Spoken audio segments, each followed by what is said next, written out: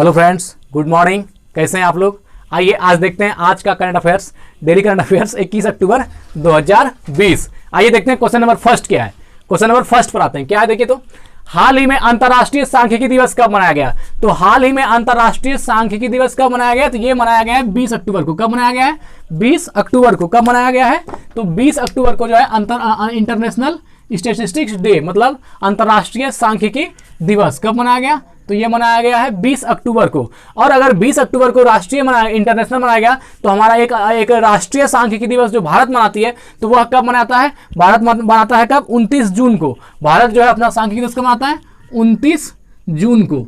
ये राष्ट्रीय, ये नेशनल हो गया और ये इंटरनेशनल होगा। अगर अंतर्राष्ट्रीय सांख्यिकी दिवस तो 20 अक्टूबर, अगर राष्ट्रीय सांख्यिकी दिवस तो 29 जून। तो राष्ट्रीय सांख्यिकी दिवस 29 जून और अगर अंतर्राष्ट्रीय सांख्यिकी दिवस तो 20 अक्टूबर को मनाया जाता है। ठीक है, अब है क्या सांख्यिकी? क्या है ये सांख्यिकी दिवस? क्या हुआ सांख्यिकी? तो सांख्यिकी जैसा आप लोग जानते हैं ये मैथ का एक शाखा है। सांख्यिकी गणित की वह शाखा है जिसके अंतर्गत हम लोग डेटा सर्वे वगैरह का अध्ययन करते हैं। ठीक है, तो गणित की वह शाखा जिसमें डेटा कलेक्शन किया जाता है या साथ ही प्रदर्शन, वर्गीकरण और विश्लेषण, किसी डेटा का प्रदर्शन करना, वर्गीकरण करना या उसका विश्लेषण करना, ये सारा चीज जो है मैथ की शाखा सांख्यिकी स्टैटिस्टिक्स के अंतर्गत आती है।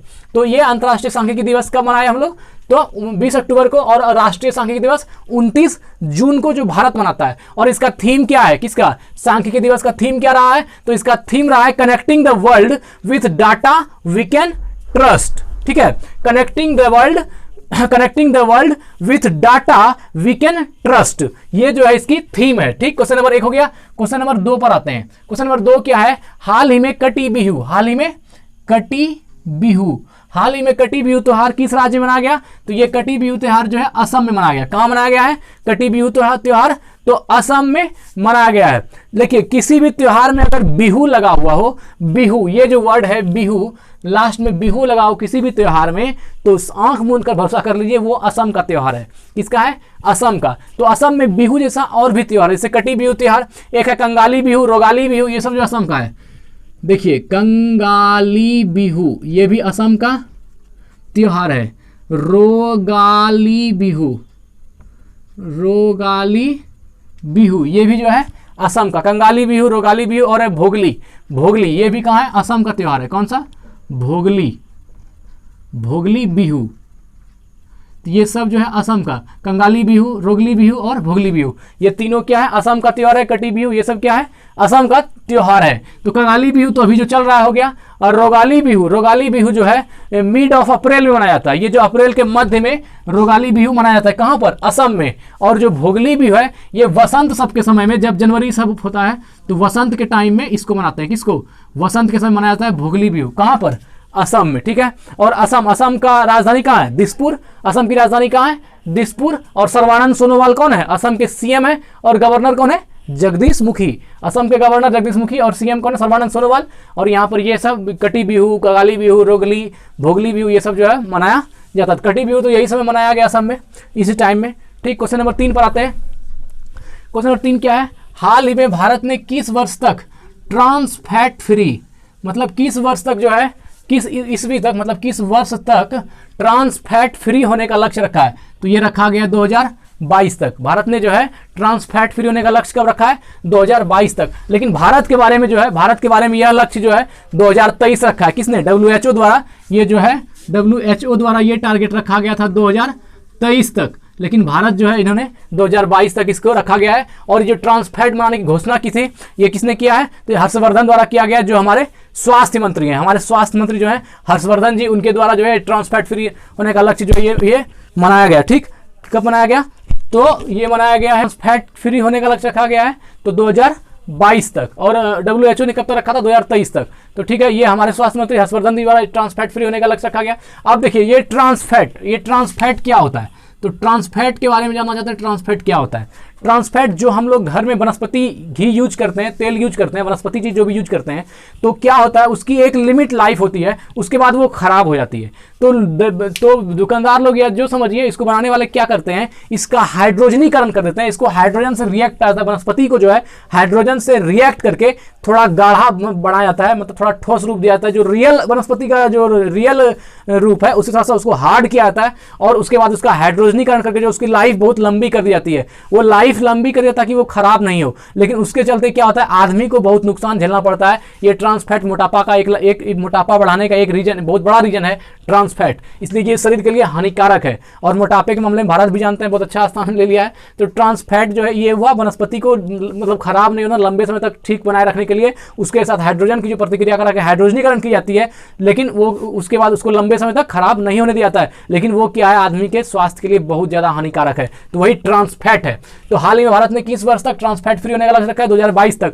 और यहाँ बता देना चाहेंगे ट्रांसफैट के बारे में कि ये जो डेनमार्क जो देश है, एक कंट्री है डेनमार्क, जिनकी राजधानी कोपेनहेगन है। तो डेनमार्क जो है वो पूरी तरह से ट्रांसफैट फ्री कंट्री है। वहाँ पर किसी भी चीज़ में जो है ट्रांसफैट आपको नहीं मिलेगा। उन्होंने अपने फूड प्रोसेसिंग में शुरू में ही इस बात का ध्यान रखा कि किसी भी चीज़ में, किसी भी भोजन में जो ट्रांसफैट नहीं होना चाहिए, किसी वनस्पति का हाइड्रोजनीकरण नहीं होना चाहिए, और उन्होंने जो है इसका ध्यान रखा। तो ये क्या है ट्रांसफैट, इसका खोज जो है 1990 में इसका खोज किया गया। 1990 में ट्रांसफैट का के बारे में पता लगाया गया। ट्रांसफैट जो है किसमें किसमें पाया जाता है, तो केक में पाया जाता है, कुकीज़ में पाया जाता है, आलू चिप्स में पाया जाता है, और भी बहुत सारा, आलू चिप्स में हो गया, और जैसे पॉपकॉर्न में हो गया, घी में हो गया, मक्खन में हो गया, कुकीज़ में हो गया, इस सब में जो है ट्रांसफैट बहुत ज़्यादा मात्रा में रहता है। और इससे मोटापा, डायबिटीज, हार्ट अटैक, तीनों चीज़ जो है, मोटापा भी बढ़ता है, डायबिटीज का भी खतरा है, और हार्ट अटैक का भी खतरा है। ये तीनों चीज़ जो है ट्रांसफैट के कारण बढ़ता है। तो ये था ट्रांसफैट। ठीक है, ट्रांसफैट से रिलेटिव क्वेश्चन। अब आगे बढ़ते हैं, क्वेश्चन नंबर 4 पर आते हैं। हाल ही में किस देश में पहली बार हींग की खेती की जाएगी, तो ये खेती की जाएगी भारत के हिमाचल प्रदेश में। हाल ही में किस देश में, ये कहाँ बोला, किस देश में पहली बार हींग की खेती की जाएगी, तो भारत में। भारत में इसके पहले हींग की खेती नहीं होती थी। हमारा कंट्री जो है हींग का आयात करता था, कहीं ना कहीं से इंपोर्ट करता था। तो ये जो है हींग की खेती भारत में होगी, और ये कहाँ पर होगा, हिमाचल प्रदेश में। कहाँ किया जाएगा, हिमाचल प्रदेश, शिमला में। वहाँ हिमाचल प्रदेश का कोई जगह है जहाँ पर कि हींग की खेती की जाएगी। हिमाचल प्रदेश की जो जगह है लौटल और स्पीति नाम है, लौटल और स्पीति।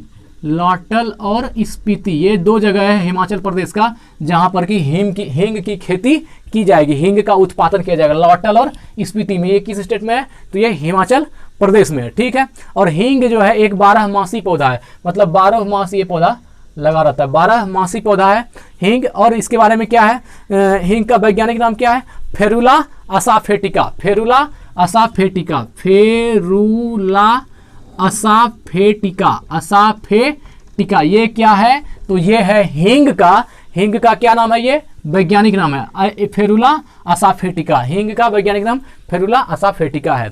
ठीक, अब देखिए, और हिमाचल प्रदेश की बात हुआ कि हिमाचल प्रदेश में है, तो हिमाचल प्रदेश एक ऐसा राज्य है जहाँ की 100% LPG प्रोवाइड करने का व्यवस्था है।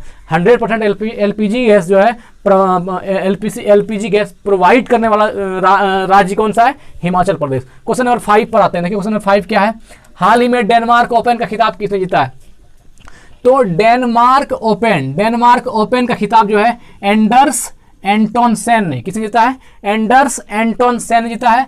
और नोजोमी ओ कुहारा ने जीता है। तो ये जो एंडर्स एंटोनसेन है ये मेल का खिताब जीता है इसने। ठीक है, और ये जो नोजोमी ओ कुहारा है ये फीमेल का जीता है, ये फीमेल में है, और ये जो है मेल में है।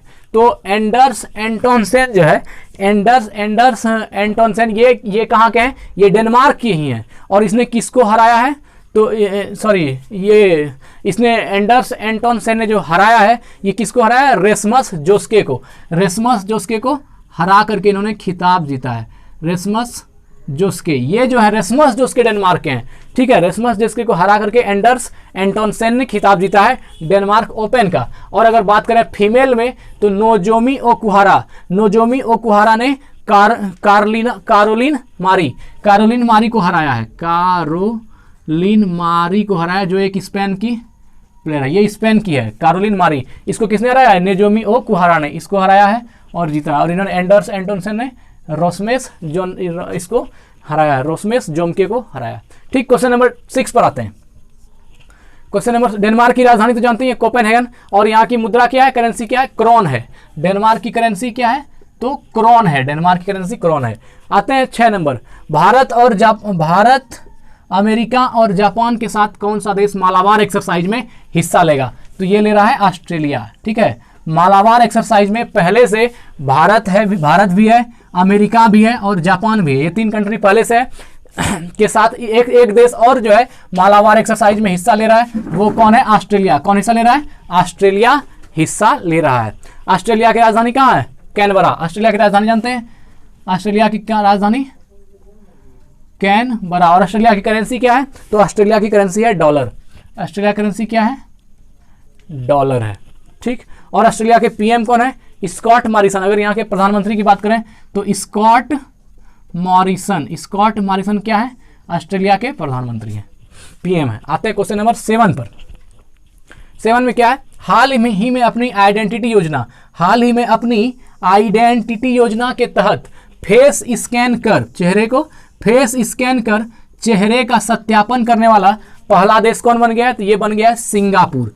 पहला कौन बन गया, सिंगापुर। देखिए, जैसे ये आइडेंटिटी के लिए हम लोग सिम खरीदते हैं तो वहाँ भी हमको जो है थंब इंप्रेशन देना पड़ता है, और जैसे हम लोग आधार कार्ड बनाते हैं उसमें भी जो है हमारा रेटिना का ये लिया जाता है, थंब इंप्रेशन लिया जाता है, तो हमारी एक आइडेंटिटी ली जाती है। उसी प्रकार जो है सिंगापुर में ये फेस स्कैन मतलब चेहरे का सत्यापन के लिए जो है फेस स्कैन नया ये पहल जारी किया गया है। तो हाल ही में अपनी आइडेंटिटी योजना, इसका नाम क्या रखा, आइडेंटिटी योजना के तहत जो है फेस को स्कैन कर चेहरे का सत्यापन करने वाला पहला देश कौन बन गया है, तो ये बन गया है सिंगापुर। ये फेस के थ्रू आइडेंटिटी को पहचान देगा, फेस के थ्रू जो है आइडेंटिटी को पहचान देने वाला देश कौन बन गया, सिंगापुर।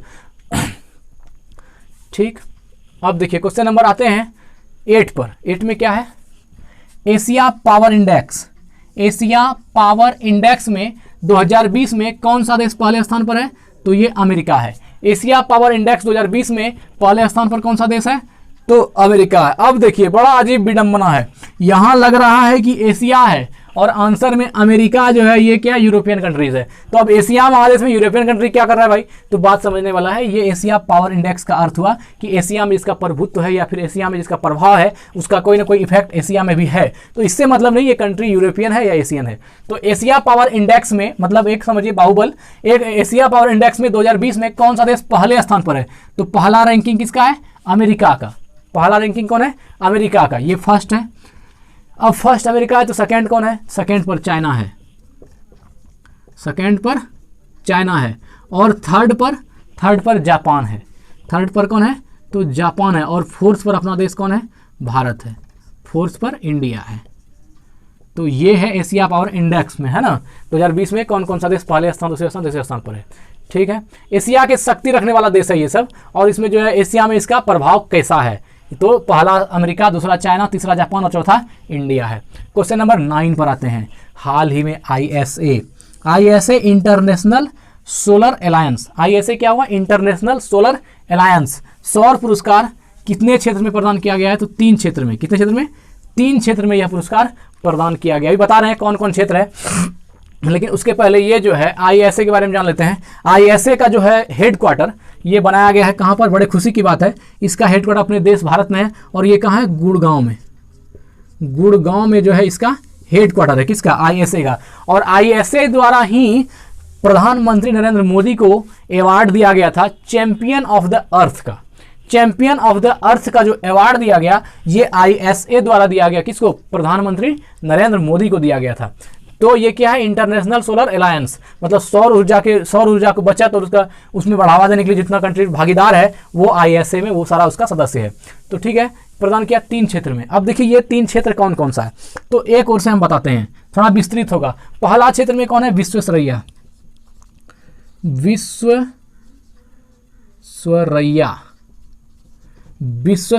पुरस्कार ये होता है। विश्वेश्वरैया पुरस्कार जो है किसी देश को दी जाती है, किसको दी जाती है, ये देश को दी जाने वाली पुरस्कार है। तो विश्वेश्वरैया पुरस्कार जो कंट्री को दी जाती है, तो इसमें जो है कौन कौन सा देश है, विश्वेश्वरैया पुरस्कार में कौन कौन सा देश है, तो इसमें 2 देश है, एक है जापान और नीदर। इस दोनों देश को मिला है कौन सा पुरस्कार, तो विश्वेश्वरैया पुरस्कार किसके द्वारा, ISA के द्वारा, जापान को और नीदर को। ठीक है, दूसरा पुरस्कार जो दिया जाता है कल्पना चावला पुरस्कार, ठीक है ना, कल्पना चावला अवार्ड, कल्पना चावला अवार्ड, देखो दिख रहा है रे, कल्पना चावला अवार्ड,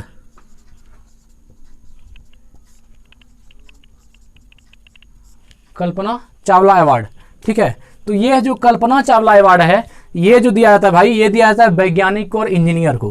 किसको किसको, वैज्ञानिकों को दी जाती है और इंजीनियर को, वैज्ञानिक को और इंजीनियर को दिया जाता है। तो इसमें जो है 2 वैज्ञानिक और 2 इंजीनियर को मिला है। कल्पना चावला अवार्ड जो है किसको किसको मिला है, भीम सिंह को और आयशा को। ये है डॉक्टर भीम सिंह और एक है आयशा। आयशा जो है इसके बारे में कह दूं कि आयशा UAE की है, UAE की।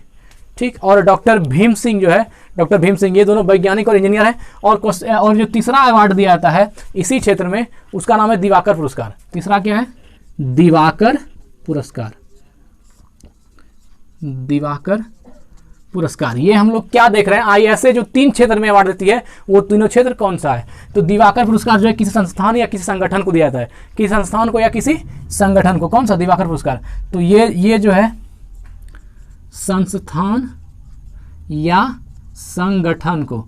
तो हाल ही में जो अभी जिसको मिला है उसमें कौन कौन है, एक है अर्पण संस्थान और अरुषि सोसाइटी। अर्पण संस्थान, अर्पण संस्थान और अरुषि सोसाइटी,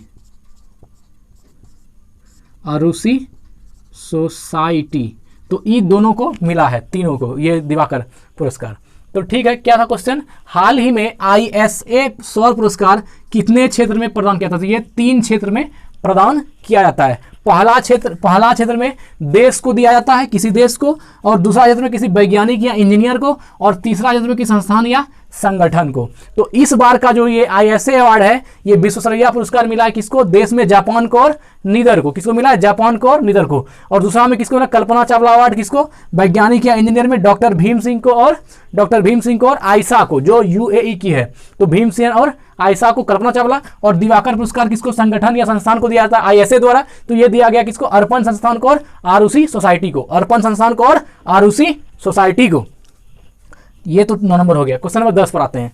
किस देश ने अपनी आज़ादी के 50 साल, अपनी आज़ादी के जो है 50 साल पूरे होने पर भारत के प्रधानमंत्री नरेंद्र मोदी को आमंत्रित किया है, तो ये आमंत्रित किया है बांग्लादेश ने। किसने क्या आमंत्रित किया है, बांग्लादेश ने। तो बांग्लादेश की उत्पत्ति का सवाल खास कर देते हैं कि भारत और पाकिस्तान में जब 1971 का वार हुआ, भारत और पाकिस्तान के बीच जब 1971 का वार हुआ तो उसके बाद बांग्लादेश का जन्म हुआ, उसके बाद बांग्लादेश जो है बना। तो इन्होंने 2021 में, इसमें 50 साल ऐड कीजिएगा तो ये 2021 हो जाएगा। कितना हो जाएगा, 2021 में जो है अपना आज़ादी दिवस मना रहा है। तो इसमें इन्वाइट किया है किसको, हमारे honourable prime minister Narendra Modi ji को इन्होंने आमंत्रित किया है आने के लिए। तो ये था अब बांग्लादेश। तो बांग्लादेश की राजधानी कहाँ है, तो बांग्लादेश की राजधानी है ढाका।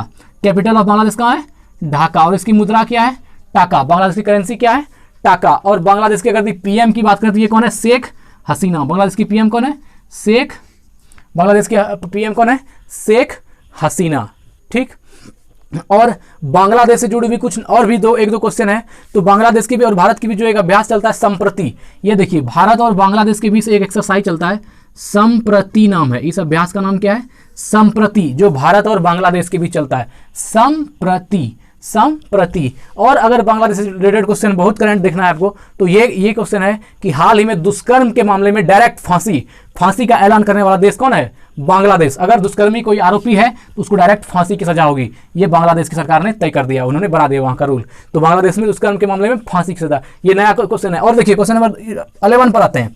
200 IPL मैच क्या कर रहा है, 200 IPL 200 IPL मैच खेलने वाले इतिहास के पहले खिलाड़ी कौन बन गए, तो MS धोनी जी जो है ये क्या है, 200 IPL मैच खेलने वाले भारत के पहले प्लेयर कौन है, MS धोनी है। और अगर बात करें कि सबसे ज्यादा विकेट लेने वाला IPL में कौन है, तो ये लसित मलिंगा जो श्रीलंका के हैं। तो देखिए सबसे ज्यादा विकेट लेने वाले प्लेयर कौन है, लसित मलिंगा।